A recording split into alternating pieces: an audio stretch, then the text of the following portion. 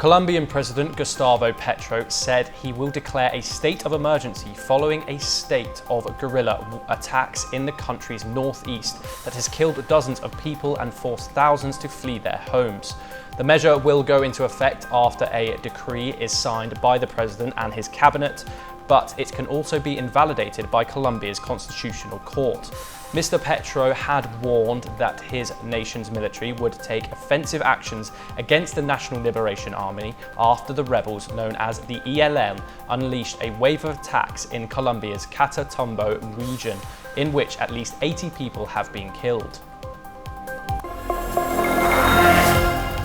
A journalist who reported on Peru's extortion epidemic was shot dead on Monday, and 2 people were injured in a separate bomb attack on a prosecutor's office that also investigates racketeering.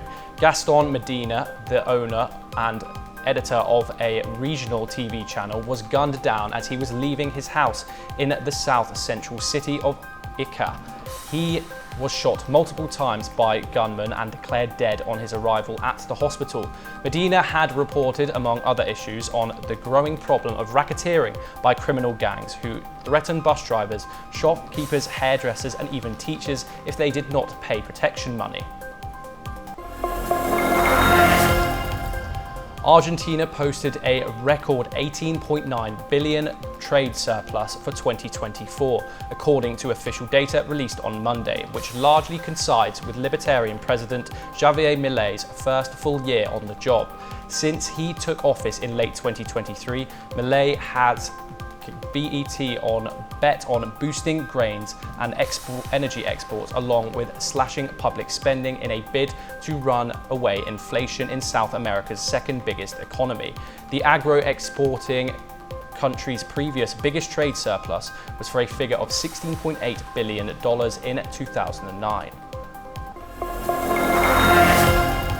Claudia Sheinbaum's Mexico president congratulated her US counterpart Donald Trump on his inauguration and called for dialogue, respect, and cooperation between the closely connected countries. The remarks came after Trump announced in his inaugural speech that he would declare a national emergency at the US-Mexico border and begin the process of deporting millions and millions of criminal aliens.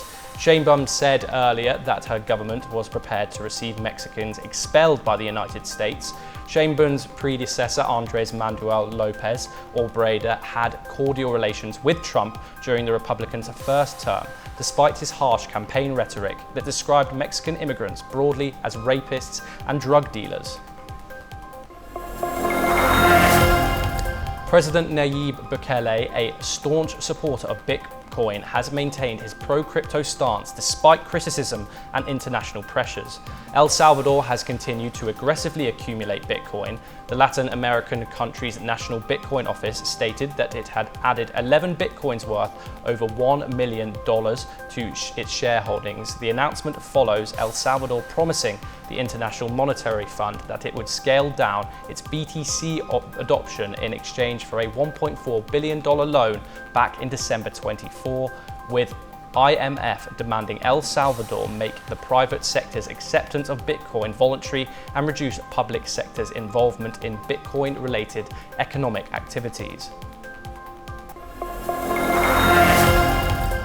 Paraguay President Santiago Pena called US Donald Trump's incoming foreign policy team a dream come true, and as his nation stands to become more relevant in the next US administration. Paraguay, a landlocked country, is one of the last remaining countries that maintain diplomatic ties with Taiwan. China has steadily whittled down Taipei's allies in Latin America amid rising tensions with the US. Honduras, Panama, El Salvador, and the Dominican Republic broke ties with Taiwan and switched to Beijing in recent years.